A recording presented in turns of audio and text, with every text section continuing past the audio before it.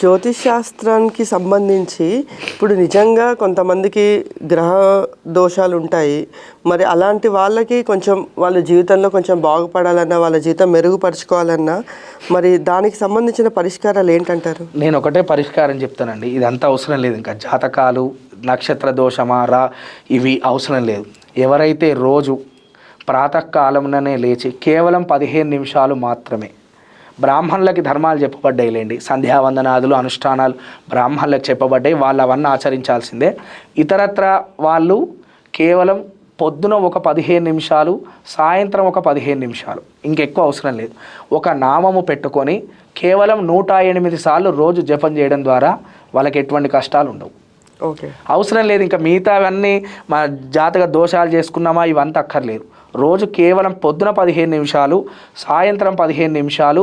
అది కూడా ఎందుకు ఏదో కోరికలు తీరాలని కాదు, మనం బ్రతకడానికి మనకి పంచభూతాలను కానీ చెట్టుని కానీ సృష్టించింది భగవంతుడు కనుక ఆయనకి ధన్యవాద రూపంలో జపం చేయాలి. ఇక నేను పొద్దున్నే 108 జపం చేయగానే నాకు కోట్లు రావాలి, నాకు ఎప్పుడైనా సరే మన ఇంకొక తప్పు మీ ఛానల్ ద్వారా నేను అందరికీ తొలగించాల్సినటువంటిది ఏంటిదంటే, మనం అందరం కూడా ఎప్పుడు అనంతమైన సంపద రావాల్సిందని కోరుకోవద్దు. ఎప్పుడు కూడా అవసరమైన సంపద వస్తే చాలు. ఎప్పుడైనా సరే డబ్బుని మనం మెయింటైన్ చేసేటట్టు ఉండాలి, మనల్ని డబ్బు మెయింటైన్ చేసేటట్టుగా ఉండకూడదు. మన వాళ్ళ కోరికలు అంతే ఉంటాయి.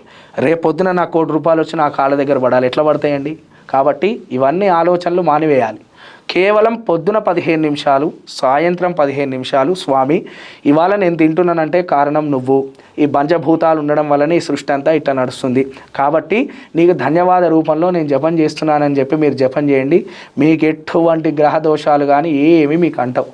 కాబట్టి కోరిక రూపంలో పోతే మీకు ఒక కోరిక దగ్గర ఆగుతారా? ఎవరు ఆగలి. ఇప్పుడు మీకు ₹1,00,000 వస్తే మీకు 10 లక్షల మీద అవుతుంది, 10 లక్షల మీద అయితే కోటి మీద అయితే 10 కోట్లు. ఇట్లా ఆశకంటూ ఒక హద్దు ఉండదు. అట్లా జాతక పరిష్కారాలైనా అంతే. మీకు ఒక పూజ చేయగానే పెళ్ళి అయింది అనుకోండి, పెళ్లి తర్వాత డబ్బు ఇట్లా ఆ కోరికలు పెరుగుతూనే ఉంటాయి తప్పితే ఆగవు. కాబట్టి ఒక స్టాండర్డ్గా రోజు నేను ఏమున్నా లేకున్నా ఖచ్చితంగా భగవంతుని ఒక అరగంట, పొద్దున 15 నిమిషాలు, సాయంత్రం 15 నిమిషాలు నేను భగవత్ స్మరణ ఒకటి చేస్తూ ఉంటాను. ఏదైనా మీ ఇష్టదేవ స్మరణ అన్ని సర్వం నారాయణ అని చెప్పింది శాస్త్రం. అంటే నువ్వు ఏ జపం చేసినా సర్వదేవ నమస్కార కేశవం ప్రతిగచ్చతి, నువ్వు ఎవరికి పూజ చేసినా భగవంతుడు పాదాల దగ్గరనే చేరుతుంది. కాబట్టి నువ్వు ఏ నామం ఒకటి తీసుకొని రోజు 15 నిమిషాలు ఆ జపం చేయడం ద్వారా మీకు ఎటువంటి గ్రహ దోషాలు, జాతక దోషాలు ఏమి ఉండవు. సో బేసికల్గా ప్రేక్షకులందరూ భగవన్నామ స్మరణ చేయడం అలవాటు చేసుకోవాలి ఖచ్చితంగా. ఎప్పుడైతే భగవంతుణ్ణి మీ నిత్యనైమిత్తిక జీవితంలో మీరు పెట్టుకుంటేనే మీరు సరైనటువంటి జీవితాన్ని గడపగలుగుతారండి. లేకపోతే మన లైఫ్లో ఒక సిస్టమ్ అనేటువంటిది ఉండదు. ఆ భగవంతుడు మన జీవితంలో ఉంటే భయంతోటో, భక్తితోటో, ప్రేమతోటో అయ్యో మనం వీటి జోలికి పోవద్దు అని అనైతికమైనటువంటి వాటి జోలికి పోకుండా ఒక సరైన మార్గంలో ఉంటాం. భయంతో ఇప్పుడు మనము మంట ఉందండి, దాంట్లో భక్తితోటి పెట్టినా భయంతో పెట్టినా కాలేది కాలుతూనే ఉంటుంది.